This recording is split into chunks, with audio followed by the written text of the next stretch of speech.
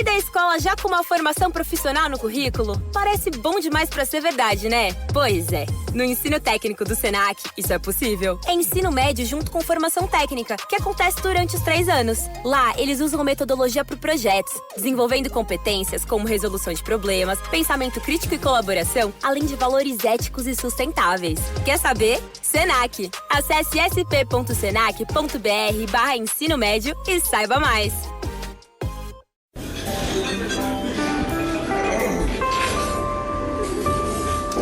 Well, I don't see the point in waiting any longer. So let's bring her out. The star attraction, the one you came to see. Ladies and gentlemen, the one, the only, Miss Judy Gold.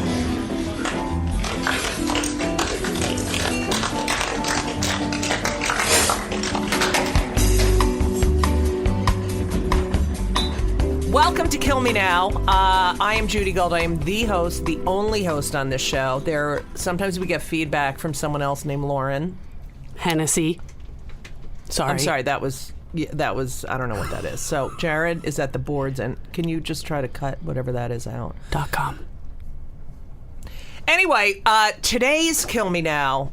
Dante, what are you doing? I was getting into the internet? Yeah. Okay, but you're going to be talking to me. I know, but put your phone away, Dante. Be a Dante, gentleman. I just screamed at someone last night on stage. Yes, you always scream at somebody. Shut up. No, right. but I'm doing a gig. Yeah. We're here with Dante Nero. Yeah. Dante, what's the, where can people find you? At Dante Nero, DanteNero.com. On Twitter, at Dante Nero. That's so Dante original. Nero. Yeah. It is, because who else has that name? Dante Nero. Yeah. Nobody else has that name. Now, Dante, thank you so much for doing the show. Thank you for having me. I love you. I love you. fucking love you. I loved you forever. Here we go. Forever. No. Forever. A lot of feedback today, Jared. A lot of feedback. Anyway, this, as you know, is Kill Me Now, and we talk about things that really piss you off. Yes. And but I also talk about you. Okay. And then sometimes Lauren Hennessy will make a noise. Okay. But you know Lauren, correct? I do know Lauren. I love Lauren. How long? You didn't say I love Lauren. You said I love Lauren. Nah, it's But cool. you We bros. said- We bros. You don't need to be like that. You said I love Judy Gold. That's my dude. That's right. Whatever. Yeah. Listen, Dante. Yeah. Thank you. All right.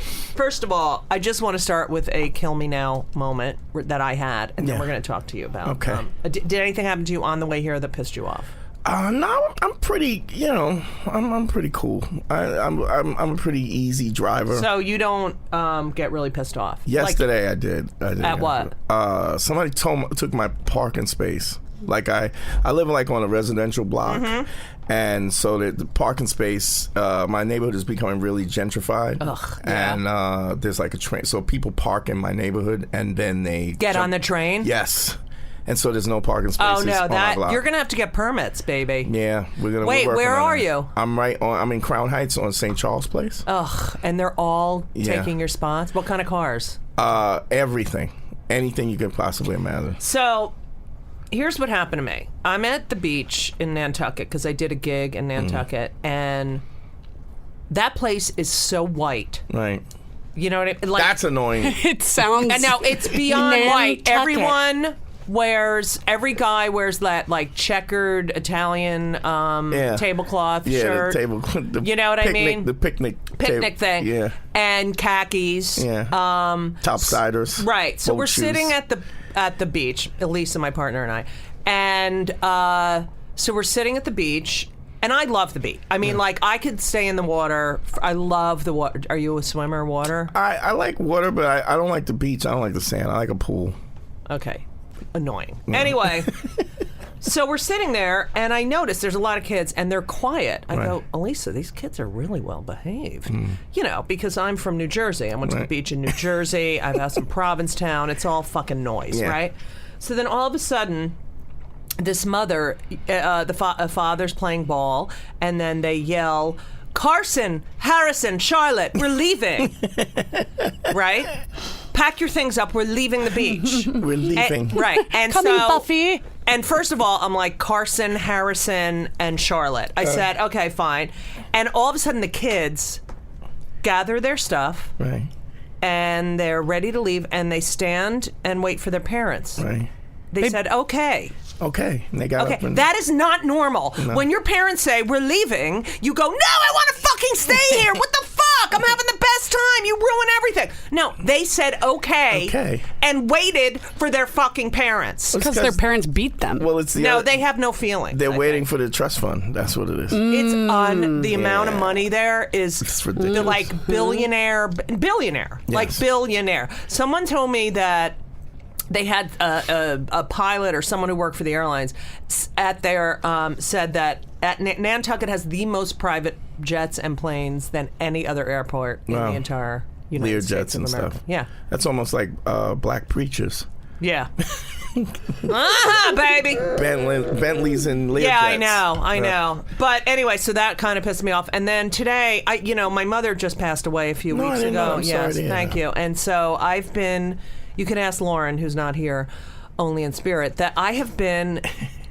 I went to the wrong building today. Like, I'm really out of it. You know what I mean? It's just like I haven't taken the time for myself since to just go, okay, this happened and this is my new life. I've just been working and you need to schedule time for yourself like it's your job.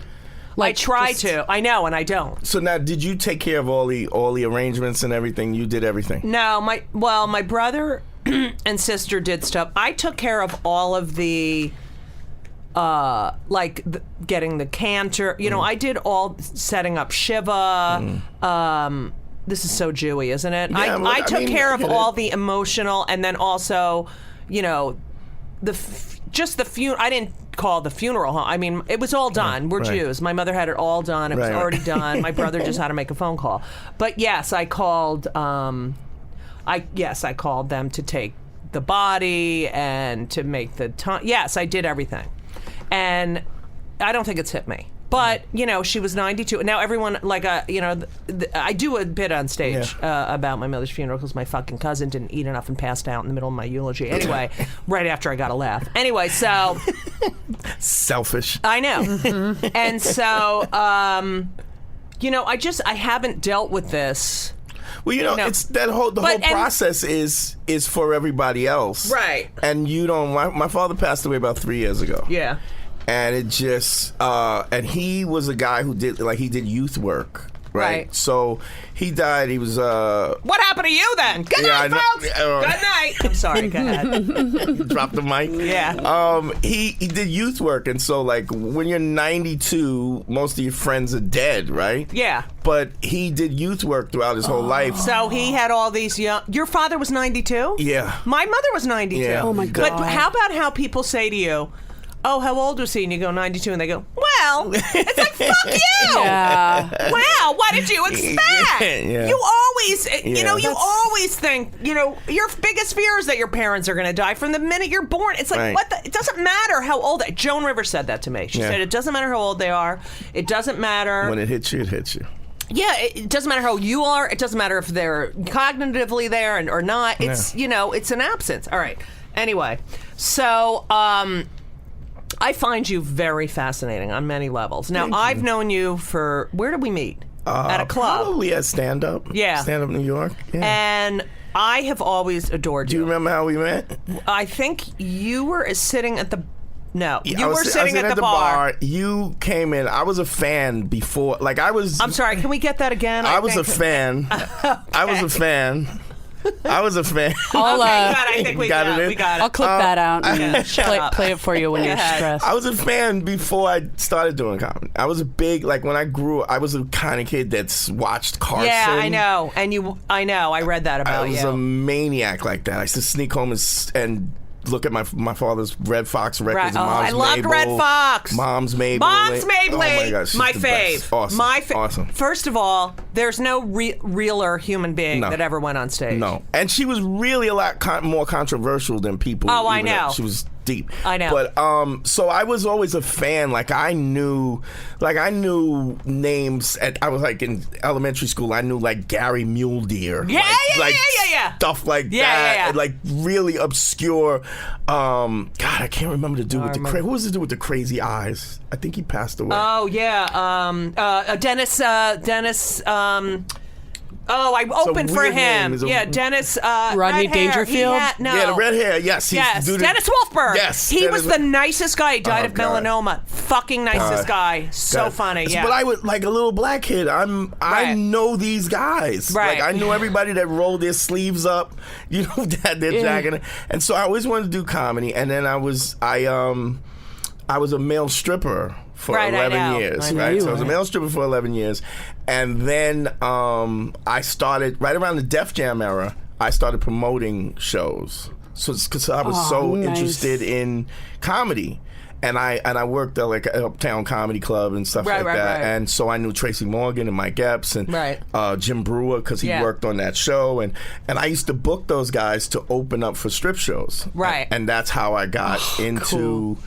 That's how I got into. I was so into comedy. But how would I do at a strip show? Oh, you fucking stripping? No, shut the fuck up. What do you mean? No, like if I was opening. Oh, you for- do great. I You do would?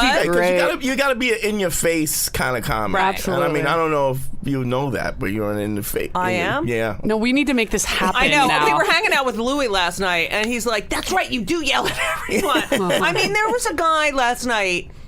I'm like, and he's in the front row. I just started the premise of something I was going to talk about. Right. And he looks at his phone, and I go, "What the fuck? Like, you cannot sit here and listen for 15 minutes, like, because you maybe don't like the topic. You have to go Right. fucking like, I ripped him. He put his phone away. He was like afraid to look at it. But it's ridiculous. You heard about Patti LuPone. No, what happened?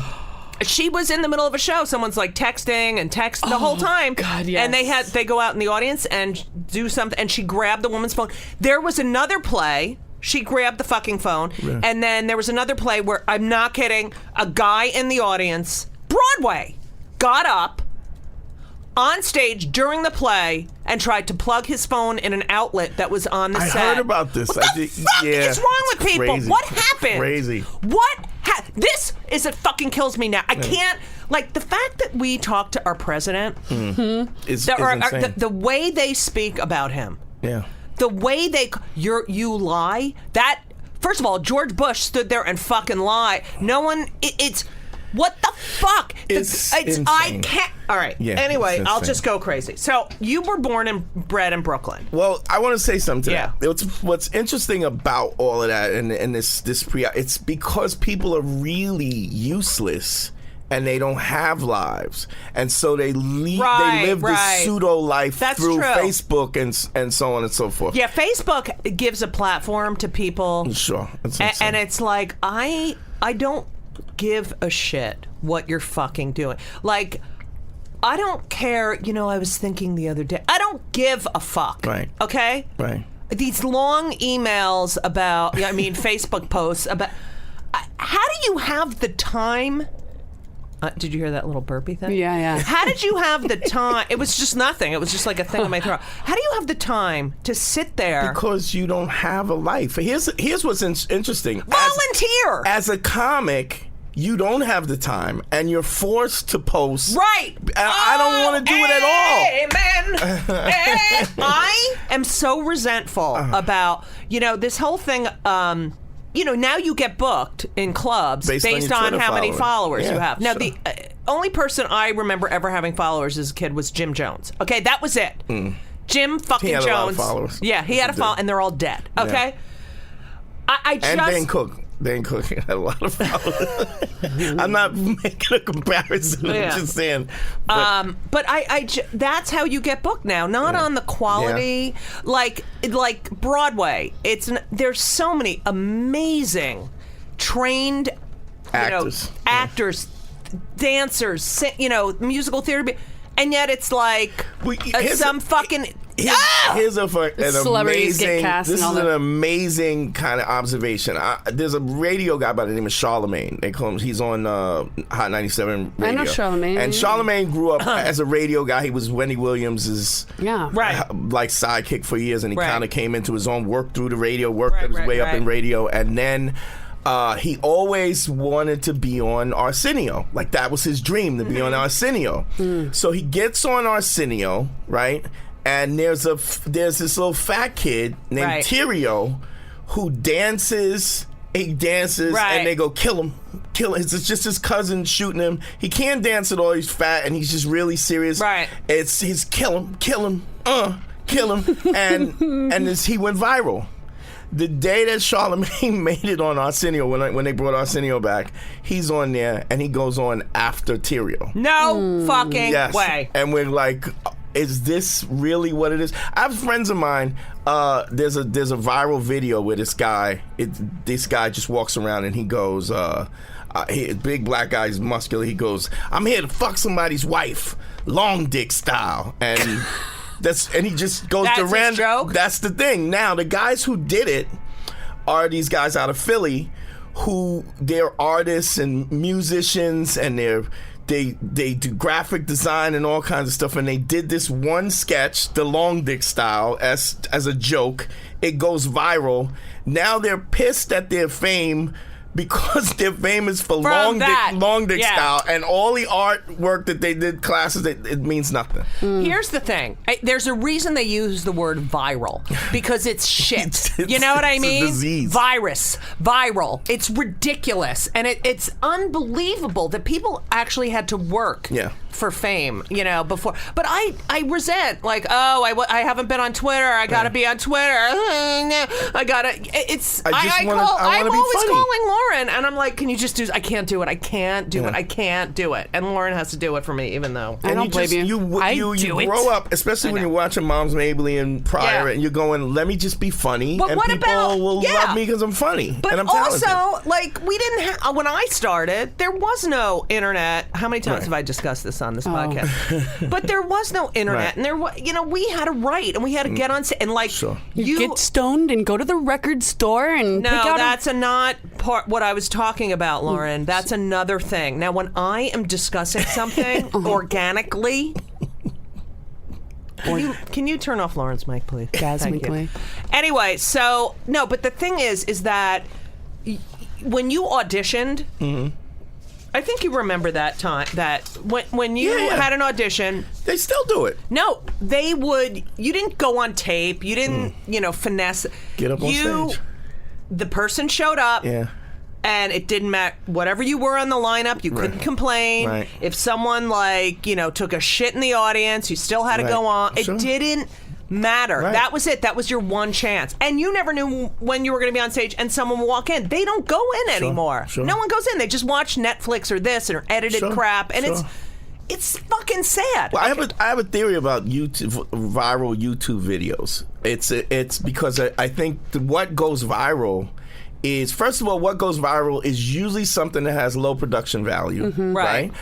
So I believe it's plagiarism. It's an opportunity to plagiarize, because I call you up and I go, "Oh, I saw this video. It's really funny," and I send it to you. Right. You laugh at it, and then I get the credit for it, because you don't know who produced the video or not. Right. So and then you send it to somebody because you think it's funny, and then you get the credit for it. But you did nothing. All you did was come across the video, and so it's an opportunity for people to claim the talent of other people, even if you want to call it talent, and if it has too much of production value, then it attaches itself to the creator. Right. So if it's grainy and it's kind of that's what goes viral, is some grainy 12-second piece that you can steal it because you're not interested enough to do anything. And then you can headline a comedy club. Exactly. I mean, headline.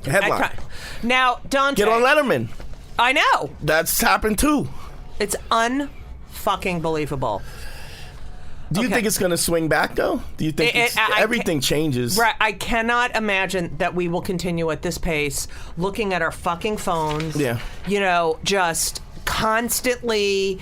Oh, I got to get this on. No one lives their life anymore. Yeah. It's like everyone is always, I see this, I have to take a video of it, instead of just seeing it and having it in your fucking memory. That's it. I didn't punch that guy in the mouth when he took my spot because I didn't want to get videotaped. Right. It's ridiculous. You can't do anything. You can't even punch a guy in the mouth anymore. You can't even, what about when you could call someone? You can't do prank calls. You can't, no more prank calls. You can't do that. You can't, call, say, oh my God, I you called can still you. do prank calls. Stop. You cannot do prank calls without them unless They you know do the it is. star, Yeah. whatever. But I'm And just even saying. then, they can still. I prank call you all the time. No, you don't. You've never known. Shut up. I can't. You cannot like call someone and say, "Oh my God, it was busy. I'm really sorry." Or if they want to get you, they can you get can you. always be found. It's fucking ridiculous, and yet they can't find 2 prisoners who escape from Right, a fucking. Exactly. I mean, I don't get that. They don't have smartphones. You know that joke that Natterman does? He goes, I got somebody call me. They call me on my cell phone, and then they email me, and then they call me on my home phone. Don't you get it? I'm jerking off. It's funny. It's fun. Rosie once got mad at me because we were texting, and then she called me. And I didn't answer. And she's like, "You're not allowed. That's against the rules." And I'm like, "But we were at dinner with the kids," which I shouldn't have been texting anyway, but we had just sat down. Welcome to Play It, a new podcast network featuring radio and TV personalities talking business, sports, tech, entertainment, and more. Play it at play.it. Anyway, so you grew up in Brooklyn. Yeah, grew up in Brooklyn. And you are the youngest of 4. Three? One youngest of 4. I got 3 older sisters. Okay. Yeah. So you have 3 older. So that's why you love women. I think. I love women. Did you love your mother? My mom's amazing. My is? mom lives with me now. Oh, that's so. Yeah. Oh, Dante. Yeah, What she about is. your sisters? They can't live with her. She can't live with them. Well, my middle sister just moved in with me because she's kind of a bum, and she's like a 62-year-old bum, and she never really prepared for anything, Right. And so she just moved in. But So now whatever. it's you, your sister, and your mother.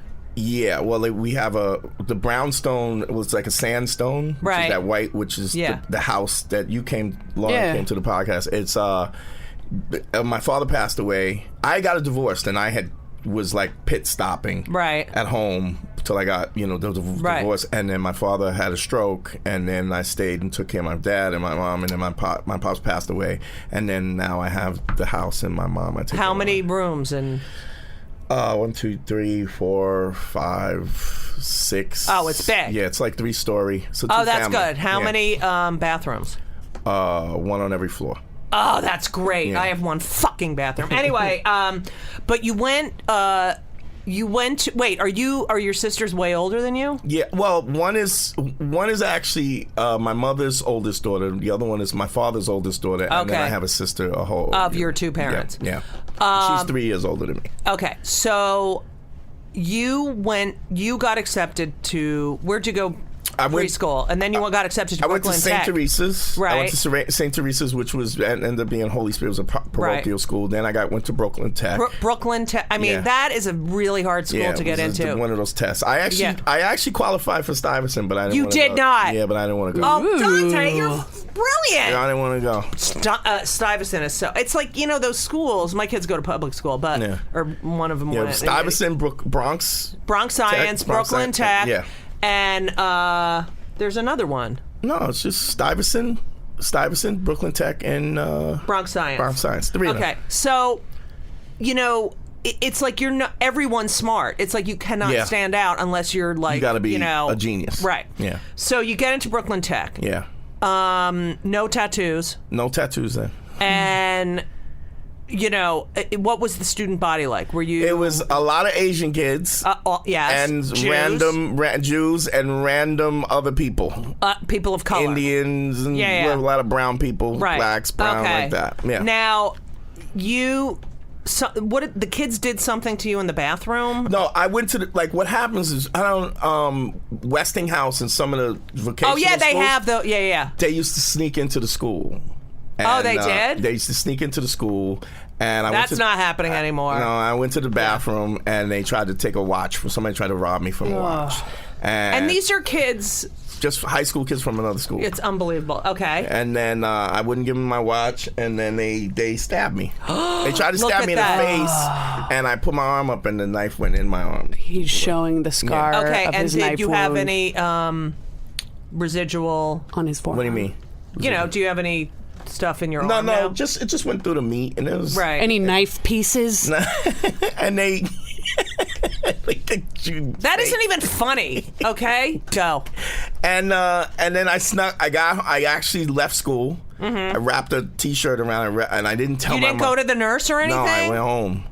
And I snuck home, didn't tell my mother, and I went on the second floor. There was a bathroom we didn't use in the second floor, and I didn't know first aid, so I just kept fighting this thing until I got the blood to stop. Right. And then my father went to World War II. He was in World War II. He had a He went to that? Really? Yeah, he went to World War II? He served. Wow. take pictures? My father went to World War II, too. My grandpa went to World War II.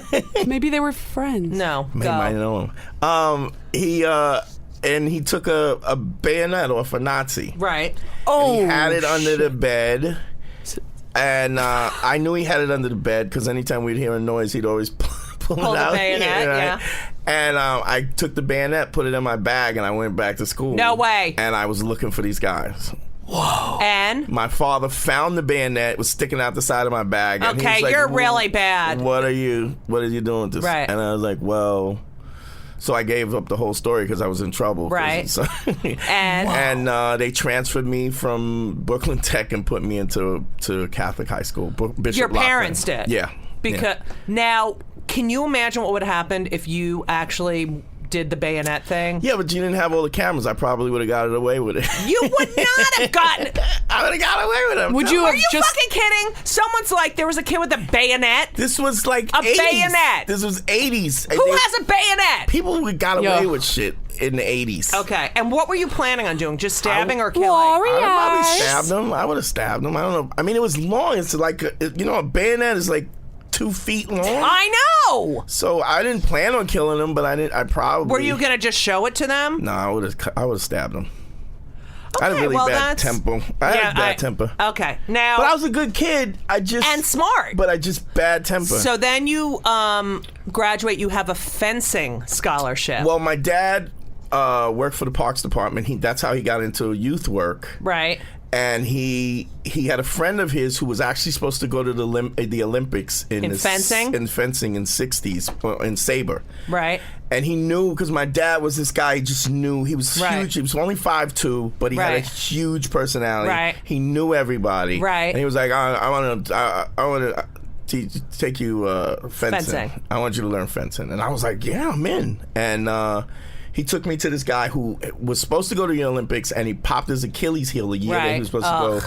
And then he just worked for Parks and Recreation in the city, and he taught inner city kids fencing. He actually had a kid that got the first bronze medal in the Olympics. No way. Yeah, this kid. Fencing. A lot of Nantucket type parents have their kids fence because it's really good to get into an Ivy League school. Yeah. You know, I got a scholarship. I got a half scholarship to where? SUNY New Paltz. I know. Yeah, that's good. Yeah. Did you live up there? Yeah, I lived up there for. And you finished? No, I didn't finish. Well, here's what happened. This is the Jewish mother. Say it again. Say it again. Did you finish? No, I didn't finish. So I. Well, I guess that's the end of the interview, isn't it? So you couldn't finish college? All right, go ahead. I think I didn't finish college because my father had such a huge personality. Right. You'll get this. Right. His personality was so huge that at home, nobody knew my name. Right. I was my last name is Nero. Right. Everybody called my father Nero. He was like I don't know if you know the GOAT. You know who the GOAT is? Yeah. The GOAT is a Harlem guy who did basketball. My father was the GOAT of Brooklyn. Right. So I was his son, and everybody was like, oh, you're just. They used to call me Little Nero. That's what they used to call me. Right, and it's also you have. That's what really famous people and their kids Michael are so Douglas's fucked up. son. Right. Oh, he was nice. I loved him. But it was always like. You're in that shadow. Right. I always, I teach and solo performance, and Amy Stiller came to my class, and I said, you have to write about, because no one else can write this story about being the only non-famous person in your family. Right. Like everyone has, some people have a famous. She literally is the only non. How? Right. So yeah, it's bad. So and my dad's kind of he's like a Jewish mother. Right. Like he was super overprotective. Right. My uncles, he had 16 brothers and sisters. What? Condom. my aunt, my grandmother is from Boston. She's half white, half black. She's Irish and black. From Boston at a time when you couldn't be. Right, so of course not. Grew so up. she's really black Irish. Right. Good night, everyone. I will be here all week. Tip your waitresses. Don't forget to use the side exit. I do kids' parties. Good night. Go ahead. And so she grew up in an orphanage. Right. And my grandfather met her. He's from Antigua, from the West Indies. Right. He worked in the railroad. And he used to bootleg. He used to bootleg hooch from Canada. That's how he took care of the. That's unbelievable. And my and when he was transporting the hooch. Yeah. And what year was this? Can I get a? This is my the dad 20s? was born 1920. Oh shit! And he's the youngest of 16. Wow. And so it had to be 1860s, 1890s, 1880s. Yeah, all my grandparents were born in the 1800s. Yeah. My father was born in 1916. Wow. So and my mother in 1922. Yeah. My dad's born in 1920. For 25 years. And he was the youngest of 16. Yeah. So wow, like he was the youngest boy of 16. So all my you're like me, and I say that on stage, and people are like, but literally, my grandmother was born in 1896, and I was so close to her, and she died when I was 25, but I had 25 years of a woman who couldn't even vote, till she was 24 years old, and just, and it's funny because everyone in my family hand writes letters, Yeah, my dad has an amazing penmanship. Yeah. His signature. And my grandmother said, you have to work on your penmanship. Yeah. But I still, my aunt just wrote and said a friend of hers got such a nice letter from my sister, and she said, we all got this letter writing thing from Granny. Because it's amazing. Like, all that old-fashioned stuff, it totally stays with you. Sure. It's amazing. And having parents who are from a completely different generation. Like, my parents were not 70s, smoking pot, drinking martinis, my mother was 40, almost 41. My father was almost 48 when I was born. So it was like a whole different, My father, he had a... 6th grade education, had to quit and take care of the family. They all worked, and he used to tell me how they used to collect tin foil, aluminum foil, and scrap for money, and they would go to the butchers and get the bologna rinds and stuff like that. It was, you know what? You could run for office just telling that. Telling that story. That's all they fucking do. That's all they do. My grandfather was. They'll call you baloney boy. Now I'm a fucking Republican asshole. And I'm rich okay, as shit, and right? I'm rich and white. So, okay. Yeah. So, all right. So you do the fencing thing. You quit Newport's like a very bad non-Jewish kid. Well, I went to college more to get away from him than I did to go to college. Did you? So you're living under the shadow of your father. Like, you don't know who you are. Yes. And my father ran these tournaments, and so he had every shirt in Brooklyn had Nero on it. Right, because he named it after himself. Right. And even when I was in college, guys would come. I would go play basketball, and guys would have his tournament shirts in college. Like, I couldn't escape him. It's amazing. And so now when did you get your first tattoo? Like, I'm thinking now that you had to do something to distinguish yourself. Well, first thing is, I never told anybody my last name was Nero. My nickname in college was Bear. You meant after you left? After I left. I mean, you needed to go find out who you were. Plus, I was scared. I was a really scared kid because my father was like worse than a Jewish man. He was like, "Don't get you're gonna put a coat on. Worst. Wear a scarf. If you get sick, I'm the one that's gonna have to go to the emergency room." My mother. Can I tell you something? Yeah. I grew up. My house was 5 houses down from our grammar school. 5 houses. So it took me 3 minutes to walk to school, 4 minutes. Okay. Anytime, I'm not kidding. Anytime there was like a tornado or like any kind of bad weather, anything, I'd be sitting in class and the loudspeaker, Judith Gold, please come to the front office. Your mother is here to pick you up. Like, the first person there, because I'm going to get blown away like Dorothy, Judith, go. And it was the worst. I'm like, no, I'm already like gigantic and everyone picks on me. And now it's Judith Gold, your mother is in the front office, please.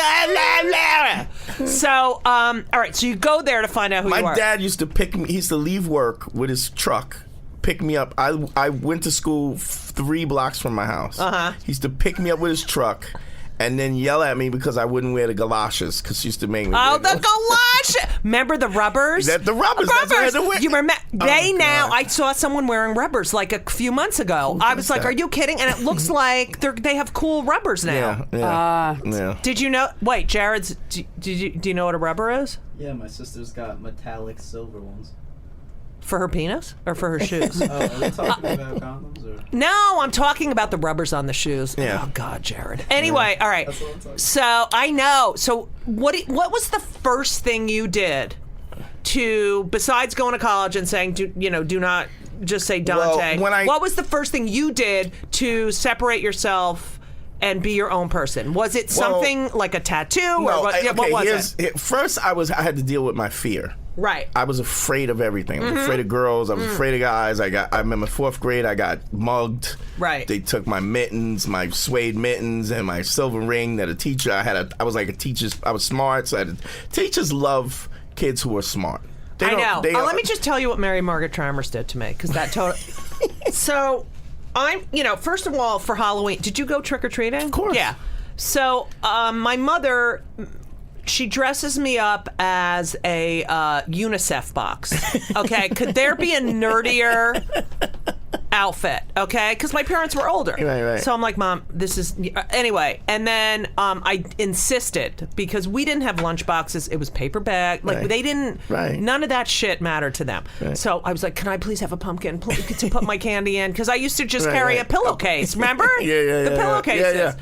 And then you'd empty the pillowcase all over the living room floor, Right, sure. and like just fucking be on a sugar rush, and then Trade with your friends. Yeah. So What's your favorite candy? Halloween candy? I'm really I'm a Jolly Rancher guy. Cherry I'm a Jolly Hershey. Ranchers. I'm a Hershey's kind of, but my father used to buy Halloween candy. Did he buy like root beer barrels? Oh, those are good. And Oh black no, jelly Goldenberg beans? peanut chews. Oh, those are disgusting. Right, so he would have a list. Like, he would buy bags and bags of candy, and he'd number them 1, 2, 3. This is, you pass this out first, this out second, this out third, and like he bought so much so he could have like bags 4, 5, and 6 to himself. But it was the worst, because I hated those fucking people that left the candy out on their porch, or like and then Everyone wouldn't would answer take the phone. Yeah. I mean, it wouldn't answer the door. I'm like, well, that is so lazy, and You couldn't do some that. ass. All You right. couldn't do that yeah. in my neighborhood. What about when they give you pennies? I'm like, what the fuck? So or anyway, carrots.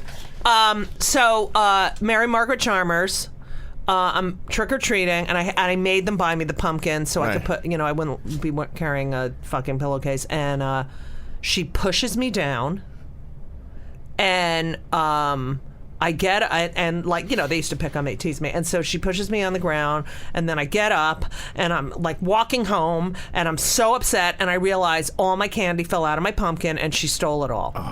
Fucking Mary, and she's like in jail now. Anyway, so go ahead. So Good you for got her. mugged. I don't know what she does. I'm just making that up. But what? So all right. So She go died ahead. of diabetes. So I had this fear. I was afraid of everything. Right. And then I was about 13. And you look so fearless. That's what's so cool. And I am now. Yeah. But I realized that the fear exists between when you're posed with the opopportunity and the when you access the opportunity. Right, and what how you act upon. And the longer you wait to make the decision, the more the fear burns. Right. Which paralyzes you, which is interesting because I was a big science guy. Right. It reminded me, you remember inertia? Yeah. So things at rest tend to stay at rest, things in motion. Right. So it dawned on me that philosophically it's kind of the same thing, so that when I'm confronted with the opportunity, if I take the opportunity right away, then you have no baggage with it. There's no anxiety to it Yeah. because you don't let and so that's what I started doing. I was 13 years old. I transferred to the new school. Right. They didn't know me. Right. And so you got a fresh start. There were tough guys. Right. And if a tough guy said something to me, I was scared to death, but I'd punch him in the face. Like, soon as he said something, I'd punch him in his face. And what happened? And then they would back down. I should have done that. And then then it got to be like, I was the crazy guy. Right. But you knew inside you weren't the crazy guy. I wasn't the crazy guy, but I was the crazy guy. And I just, anything if you dared me to jump out a second floor window, by the time you said, I dare you, I was already out the window. Right. And so I never had that anxiety. And then I started to get off on the fact that everybody was like, Dante's crazy. Right. He's insane. And then after a while, what happens is when it's just like with comedy, you do it so much you don't have the feet, like you don't get on, like there was a time when you first get on stage. Oh yeah, and your anxiety, diarrhea. And now you don't. Now I can't wait to get up there. I just want to go up there, and I can't. I love it. But okay, so when did you get your first tattoo? I was in college. I was living with a girl, and I decided to strip. Like I was a frat boy. I pledged a fraternity, and they had which fraternity? Omega Psi-Phi. Okay, it's the craziest. No one. Jews. Yeah, go ahead. Yeah, it's the black. It's a black letter. Right. You know how they was real serious. Right. So they had a strip show where every Greek letter organization was represented. Right. Somebody backed out. They asked me. They knew. And that's how you became a stripper? And then I started doing it in college. And then when I got home, I knew friends who were stripping. Right. Who I grew up with from the neighborhood. And then we did a gig in Atlantic City, and I got my first tattoo. Wow. But the and tattoo what wasn't your parents say to you? Nothing? I was like, me and my dad didn't get along well. Right. Because once my father was... once you separated from him. He didn't like me. Right. We really didn't like me. Right. Like he was... I didn't really realize that that you were an extension of him, or even that he was in competition with me. Right. So he spent his whole life telling me, "I want you to be bigger and stronger and faster and smarter." And then when I became those things, and he would tell me something, and I wouldn't just submit. Yeah. I would question it, which is what he told me to do. Then he resented me. Right. And then he spent all of his time with all the youth in Brooklyn. Right. And I didn't have any time with him at all. Right. And this happened at around 13. Wow. So I spent from 13 to college trying to get his approval. Yeah. And then when I realized that he was in competition with me, and it bugged him when I was successful, then I used to be successstajust to twist the knife with him. Now, you became a male stripper. Yeah. You started an escort service. I started an escort service, yeah. What else? I wrote this all down. I bounced. I fought you underground bounced. fighting. Yeah, I fought my money. I started. And you studied MMA too, right? Well, it was underground pit fighting, which was MMA before it was MMA. born from that. Yeah, right. So you were in the OG MMA. Yeah, like I used to fight in basements and parking lots and like blood sport type shit like that for money. Yeah. So I became like this junkie for just pushing myself. Right.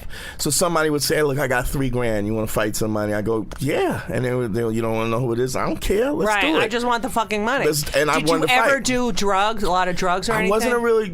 I didn't drank my first beer really when I was 19. Wow. You're a good boy. I'd smoked my first joint when I was 20, and that was because I had a toothache. And I was trying to kill the toothache. Okay, let me just say something. Number one, I smoked weed way before you. When did you start smoking weed? My kids. 15-ish? 15, 16. I was 16. I was confronted with weed. But it was shitty weed. When for me, it was like oregano. I was confronted with weed in 4th grade. I got the And so 4th grade is 9. So I went to a birthday party, and my father said, listen, and he used to always say, don't do drugs. He would go, if you ever do, he was such a Jewish mother. Right. He said, if they ever try to push drugs on you, just say you have an upset stomach, that you feel like you're going to throw up, and stand by the birthday cake. And he said they will get you out of it. No, that's a good idea. Right. Well, he said some right things. Yeah. All right. So I remember you. Yeah. No. What? I pass you notes so that you don't have to interrupt. The note is like 10 minutes. No way. All right, in a minute. Anyway, I didn't even take my pills yet. So, I want to tell you about these clothes I got too recently. Oh, okay. Great. Anyway, what kind of underwear do you wear? boxer briefs. Yes, me too. Yeah, it's the best. It is the best. Most comfortable. Really? Mm-hmm. I wear Jonky French cut, and they're so hot. Oh my God, no. You're doing it all wrong. I know. We're supposed. All right. Let me just tell you guys something. We have an advertiser, and we're trying to organically talk. No. Let me organically talk about this though. But wait till the organic. I have to ask. He's not you supposed can to have say an organic. orgasm. No, this underwear has changed my phantom balls for life. No, it hasn't. Oh my God. It's so good. The boxer briefs, I told you I wanted to try them before you. Oh, well, I'm sorry. It's for boys. I know, but I don't know. But I they mean, have T-shirts and stuff. Well, no. I want to go on the site with you because I think there is some stuff you'd like on there, and I think even you would like some of the undies. They have different styles and stuff. They have these packs. Okay, I'm sorry. It's called Mack Weldon. All right, this is the company, MackWeldon.com. They use this really nice jersey fabric. It feels like blanky it's really all over your soft. skin. It's really soft. All kinds of undershirts and underwears. They sell these awesome packs, starter packs, and it's got this is what it has a T-shirt and your choice of whatever undies you want, and a pair of socks that have this little cushiony bed at the bottom, and it's like you're.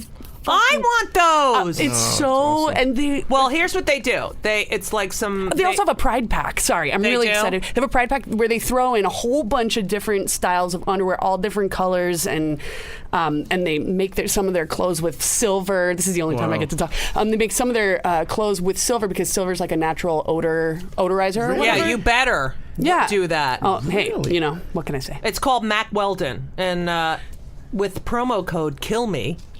You can go to MackWeldon.com. Yeah, or you can go to judygold.com/Mac, M-A-C-K, and listeners get 20% off their entire order. But I have to tell you, they do this thing where they, how fabric is always rolled up, and then they unroll it and make the thing. They make sure the fabric is unrolled for 18 hours before they cut it, so it fits better. It's not like it's really good. It fits perfectly. It doesn't wrinkle. If you don't like it, they'll give you your money back. They'll exchange it for you. You wear an undershirt, it will stay tucked in. You don't even have to send it back. They'll just, they're like, all right. Get a pair of good underwear. When you get a pair of good underwear, I know. Oh, God. And this is the other amazing. thing. I sometimes I'll wear a Spanx or something, and it rolls. How when it rolls over your fat fucking stomach? Sure. I want to kill anyway, this stuff has a no roll thing, but I cannot stand when it rolls down and you feel like, oh my God, my underwear's falling off. And you might want to get a couple things for Henry and Ben. It's a men's clothing line, but I don't know. It's as a dude with titties, men's clothing is fluid. That's true. Mack Weldon, everyone. Mack Weldon. Go on judygold.com/Mac. Use code KILLME. Use code KILLME and you get 20% off. Yeah, I mean 70%, over 75% of guys say it's better than anything else in their drawer. Oh! Anyway, so makes me feel like more of a man. Can I just finish the story now? Yeah. Okay. Right. Are you going to go to the Mack Weldon thing? Yes, I am. All right. Anyway, so good. Now I forgot what we were talking. Oh, so I remember you. Yeah. In the Verizon truck. Yes. Now you used to work on the Upper West Side. Yeah. And I would always see you, and we would just hang out and talk. Yeah. And I loved it. Yeah. And then I would, how it started though. I was a fan, and I was. I'm sorry. What did he say? You were going. Yeah. I always loved you, and I was a big fan. And you finished your set. I watched your set, and then I was like, "You need a ride, Judy?" And then remember we drove in my a Tahoe. I used to, and then I dropped you home, and we talked, and I was picking your brain about comedy and stuff like that. I was a real student of it. You know? It's fun. You really look. You did it. Yeah. I have to say you did it. You did. Thank you. You did that it. Means a lot. You separated from your father, and in such a way that you've tricked people by the way you look. Oh yeah. Because they see you and they think they're getting one thing, and they're getting something so the polar opposite. Yeah. And it's so refreshing. You know what I mean? I love it. That means so much to me. No, but it's absolutely true. And then you did have the radio show with Patrice. Yeah. And you do get a lot of shit for the stuff you say about women. Yes. Now, I know you love women Sure. and respect women, and Sure. that you know, 3 sisters and a mom. Sure. Do you ever feel guilty talking like that? Well, here's what it ultimately becomes. I think what happened with Patrice was let's be honest, Patrice was not the most attractive person. He was a big dude, and he was fat. Yeah. And so he had a bitterness for women that I didn't really have. Right. I never had a problem getting laid. Right. I had my first threesome when I was 18. Before you even had a beer. Yeah. I had my first threesome by accident. It was accident. And yeah, so, you know what? Oops. Often threesomes happen by accident. You know, I can't tell you. I've had go with the flow. I can't even think of it. I've had group sex, you know, and it just happened by like I'm in the subway, and then all of a sudden. Bam. Everyone is just boom. It's like, oh, wow. Right on the platform. I love this is, you know. Yeah, give me your third rail, baby. There's a part of this that I think we're missing out. My mom, she's like the angel. Like she's such a sweet lady. Right. And she used to babysit kids. Right. Like that was her job. They used to come in our house and like sometimes 10, 12 kids. Right. She would even get them like right after the hospital where they were just on formula.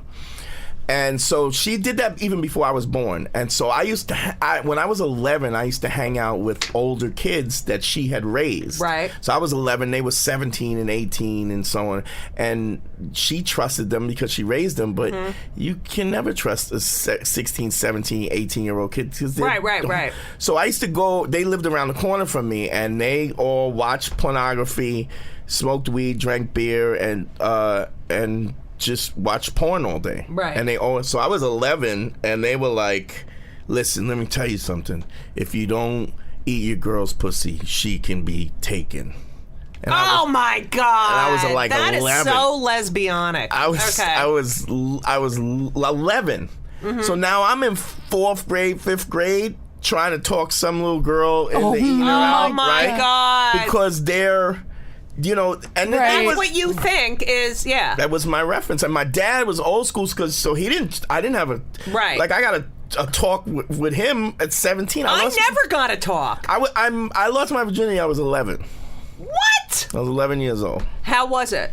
Horrible, right? Well, I mean, I don't even really know how it was because all I had was pornography in my head. Right. And so I now, so do you think that has tainted your view of romantic sex? No, versus, not at all. Not at all.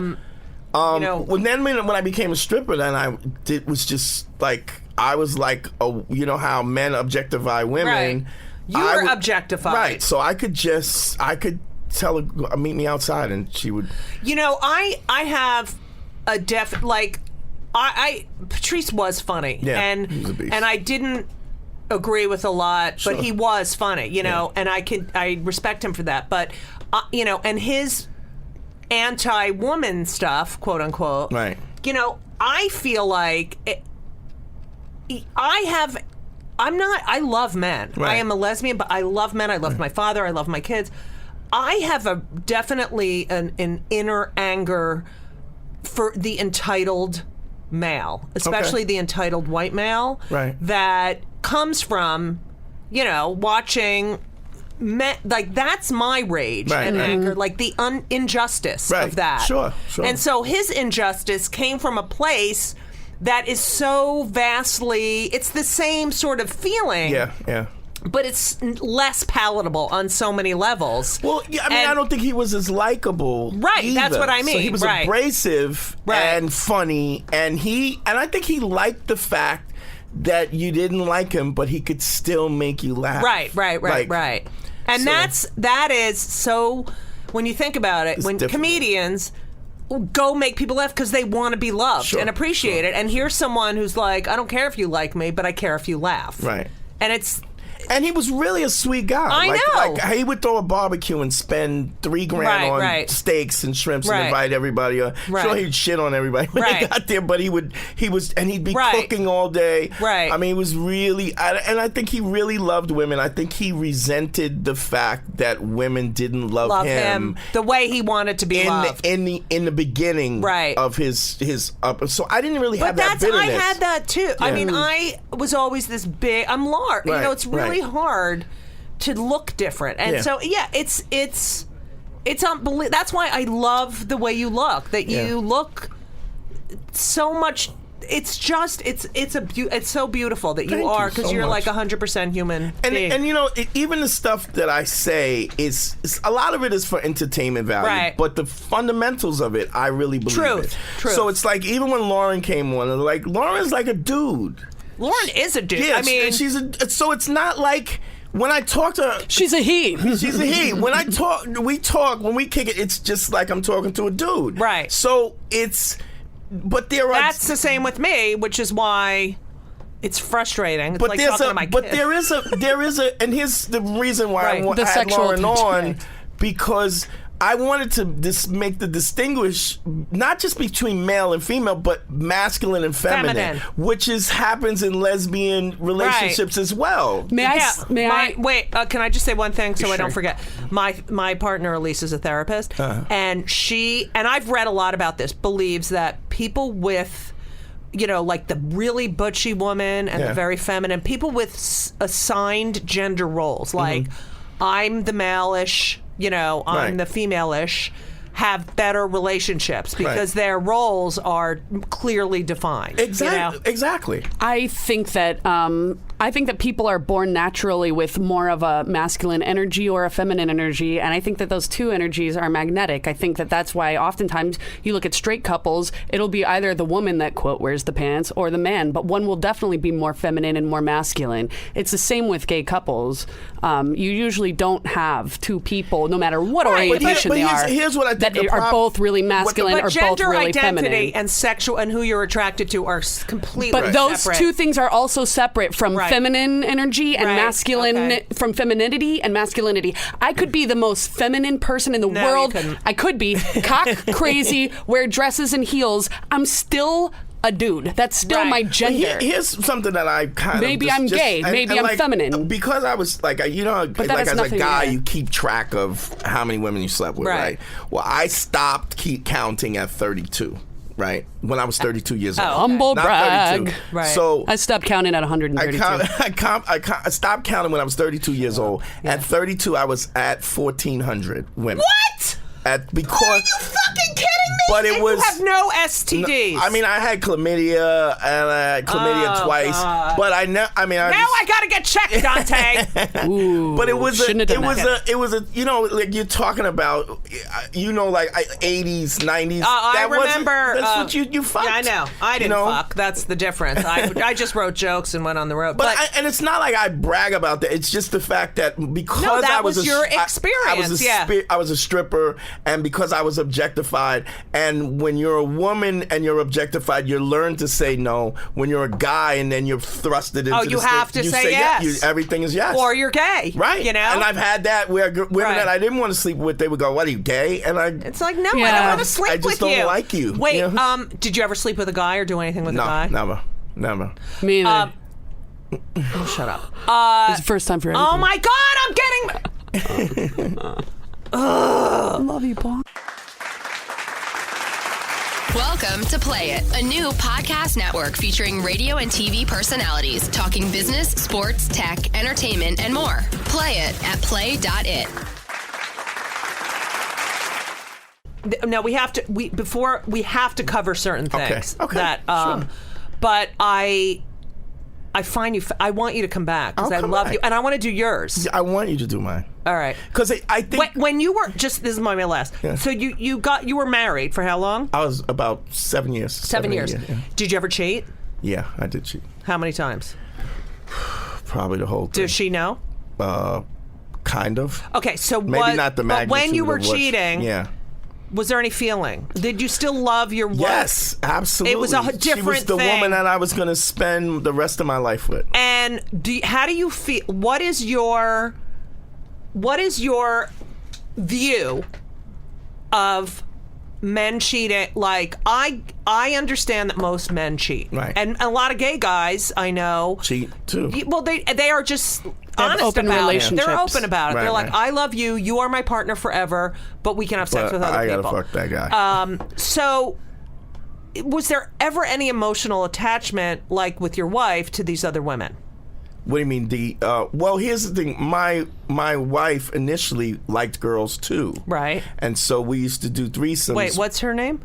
She's Wayne Little. Oh, I knew it! Remember when we had... No, I'm kidding. Go ahead. She We ran a train on her. She was on the train with us. Yeah. All right, go ahead. She was into women too, and so she used to bring other women home. Oh, okay. And then so there was kind of always kind of this kind of multiple thing. When I met her, she was in a relationship with a girl, like full blown, like they used to wear hats, dress up like each other, like that kind of femme. Right. And that's why feminine and feminine doesn't last. Exactly. So and they brought me in like to spice up their relationship, and I ended up sleeping with both of them. Right. And they broke up, and I was sleeping with both of them outside of that. Right. And then I stopped sleeping with one, and I ended up marrying my wife. How was that wedding? We just went to the Justice of Peace. Yeah, that's. We were together. We were together, Right. and I just felt like this is the woman. Like, how am I going to not be with her? Right. I always say I use it like it's like she was my couch. Right. Like it just was. How that could I was not? your comfort. Yeah. How could I not? That was have your this couch? soulmate. Yeah. Right. So, what pisses you off? More than anything, like what is where you like? Here's the thing. It's funny because I with like all the police brutality and being a black man and looking the way I look. Right. I not so much now because I'm older, but I used to get my car tossed for drugs twice a month. So there's things that I've experienced, racial things, police brutality stuff. It's just unbelievable. Like my son Henry, Yeah. his roommate and his best friend is DeAndre. And I said, DeAndre, do you get, like, he's the greatest guy. Yeah. Like, who fucking, DeAndre would be of color. Yeah, we know that. Oh, right. We know that, though. Anyway, so... That's my job, Dante. I mean, I know, and it's so awful, but I'm like, do you get your why. backpack? Yup, all the time. Here's why I see white get it. kids who are fucking so scary, Yeah. and yet... here's what's crazy. White guys are 4 times more likely to have drugs on them. Right. Black guys are 9 times more likely to be frisked and pulled over. Of course, right. So here's what's interesting. There's a whole dichotomy of this. Like, for instance, prior to Ronald Reagan, that douchebag, and him and the war on drugs. Well, he did really well with AIDS too, as well. Yeah, right. Reagan. Exactly. 180,000 people died he because couldn't even fucking say the word until Rock Hudson, his boy, died, Right. and then he turned. So the fact that they talk about him like he's a god, he's a piece of garbage. I know. So, but the war on drugs, prior to the war on drugs, 80% of all the people were in prison were white, 20% were brown people. But that was because there's more white people in America than there are black people. Right. 16% black, Right. the rest white. Right. So it just would stand to reason that because blacks and whites they do crimes at the same rate. Right. After the war on drugs, it instantly, in the course of 3 to 4 years, it changed 80% black and 15% other. Right. And on top of that, the prison compound went from 350,000 people to 2 million. Right. In the course of I know. Quintupled. We have more people in jail than any other place in the world. But here's the thing. This is the same thing. If you know anything history about this stuff, Jim Crow, the Jim Crow era was a way to keep people slaves even after they freed the slaves. Right. The prison complex, the mass incarceration is just another form of Jim Crow. Because here's what happens: you have black people, you take 80% of all the people who, Right. 80% of 2 million people, Right. and you lock them in prison. The minute now, here's what happens: you get arrested, you get pulled over, so you get a tail light or whatever. Right. A cop can give you a desk appearance. They don't have to book you and Right, take you I in. know, yes. But what they do is they antagonize you, and then they arrest you. Right. Then you don't put your arm behind your back quick enough. Now you've resisted arrest. Right. Now they rough you up. Now you fight back. Now you've assaulted a police officer. Right. Like So- the Sandra Bland thing. So yeah. now it becomes a tail light becomes or a right turn becomes a Right, I felony. gotcha. Right. Now once you become, if you look at constitutionally, when you become a felony, Constitution says that you are a slave of the state. Right, and you can't vote. You can't vote. You're biased against residency, Right. employment, and stuff. Right. So you become this subculture Right. that you can't do anything. So you can't even act upon the system Right. to change it. It's all planned. All part of the plan. It's all planned. I know. But here's the thing that gets me. White males keep saying, well, you don't want to get locked up, don't do crimes. Get a You job. You don't want to. But there's so many white collar fucking crimes. I can't even believe these people at these banks. It's like, ugh. And I get it. If police, I'll send you this clip too. There's a guy, Baltimore police. Is it going to go viral? It probably not. Well, that's 'cause how it's- viral videos are good, though, right? They're showing us this shit. Right. But there's a Baltimore police. He worked through the police department to Right. get his master's degree, and he left, and then he blew the Right. whistle. Basically, what he said was he in the police force. It's us against them, Right. them, me, and black males, Right. 16 to 25. Right. He goes, he got he lived in Connecticut, but Right. so he got moved. He wanted to get moved. He was working in urban Right. areas. He got moved to a rich white neighborhood. Right. And he goes, now I'm policing this area. Right. But I still have to have arrests.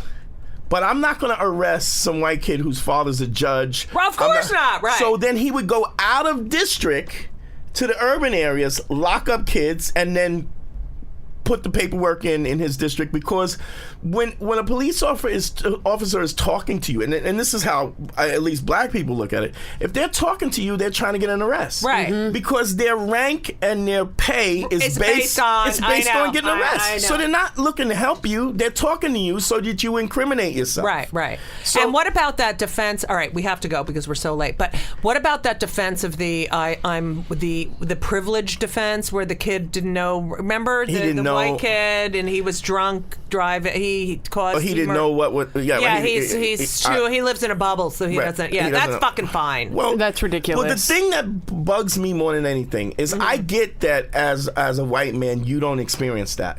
But just because you don't experience it doesn't mean it doesn't exist. Like, Right. you can't. Well, now you've experienced it, and here are the repercussions. Right. And that's the thing. And this is why gay people and Jews and they get it because they get it because Dead. they have that. They experience that. All the Women from the beginning, and from women. I know. Oh, God. But the fact that you get people that say, "Oh, these savages," Right. What's interesting is this is the same thing that they were saying during the Reconstruction period, during right. Jim Crow, and I had an argument with this guy Gavin McGinnis. I don't know if you know, he's kind of a right wing dude or whatever. And I said, you know what's interesting?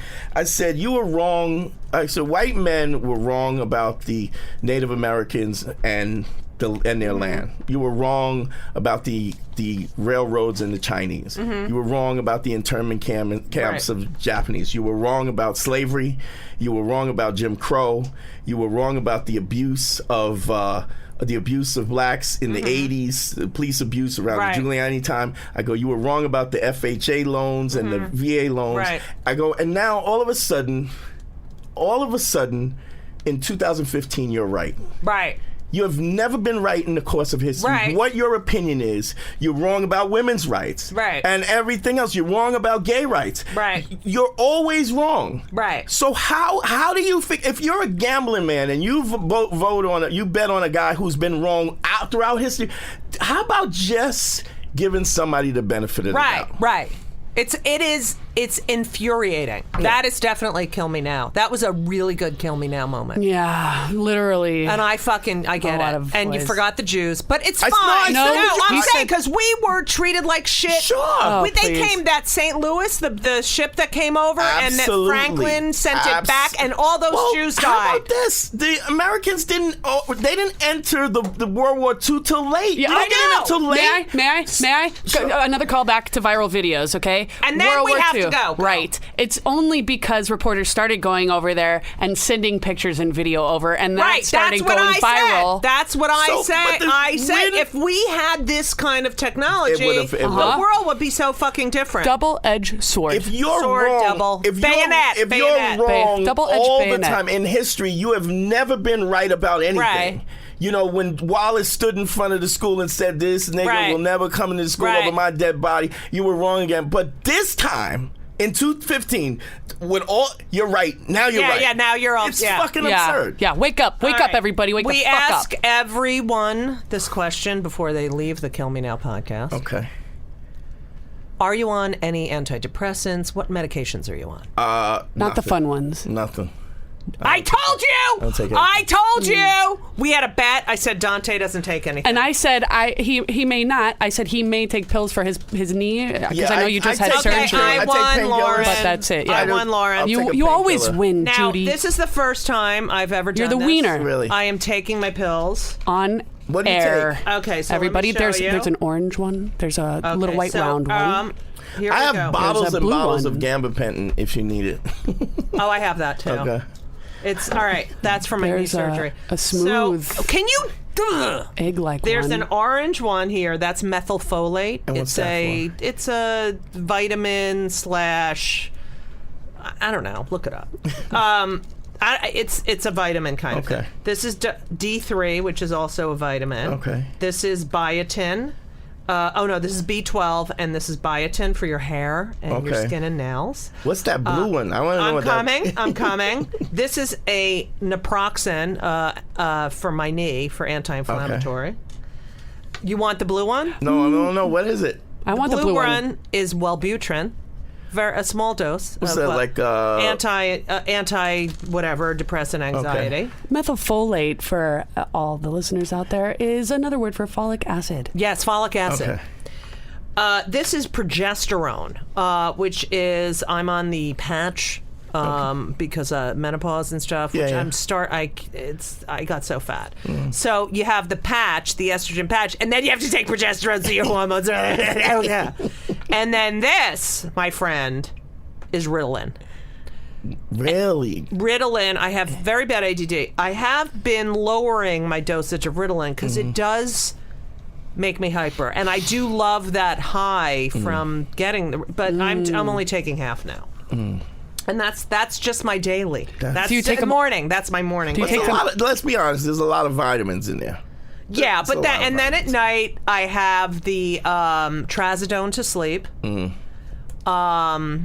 and Paxil. You do yoga? I do. I meditate a lot, Right. which is why I think I'm able to now get off the Ritalin. You ever try yoga? Like Yeah, I have a knee replacement, and the other one needs to be replaced. But Lauren gave me this video, and I do this yoga, good whatever stuff. I can do. But I spin. I am very active. Yeah.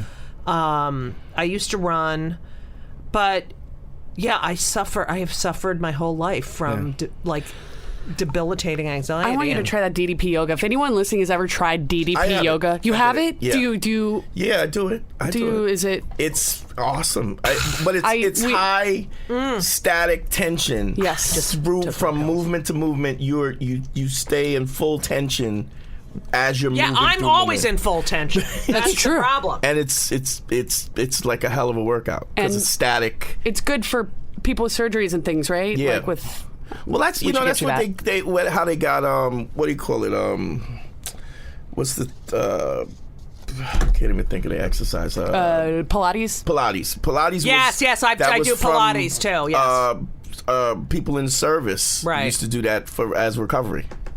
That makes sense. That's where it came All right, from. that's really great. Anyway, Dante, Yeah. We have so much more to talk about. I'll come back. I love it. All right, and can I come on yours? Yes, absolutely. Face? Can I come on your face? No, absolutely. You do that too. I like a little squirt. I deserve it. I'm a mother. A MILF. Which means you fucked. No, I didn't fuck. It's called artificial insemination. Yeah, you fucked though. Yeah. No, I didn't. Yeah, you did. When? You All right, you when I fucked was- your partner. Yeah. Whatever, I did have sex with a guy. But in college. I hated it. Anyway, Dante, what are your things again? You can hit me on Twitter at Dante Nero. You can check out my podcast at BagePhillip.com. You can check me out DanteNero.com. And I'm on. I had eight episodes of Blacklist. On the second season. Yeah. So yeah, fuck you. I'm on episode 156 of the Beige Phillip Show. Yes, if you you are? would like to, Yeah. And I'll be listen to on that. episode whatever. yeah, we're gonna definitely. All right. You know I want you on. I I love love you. you to death. Thank you so much. Thank you for having me. You're the best. No, You you're are the the best. best. I love you much. I do. Am I the best? No. Oh. All right, bye everyone. Bye. And everything was wonderful. I'll see you soon. Thank you for the visit. So long.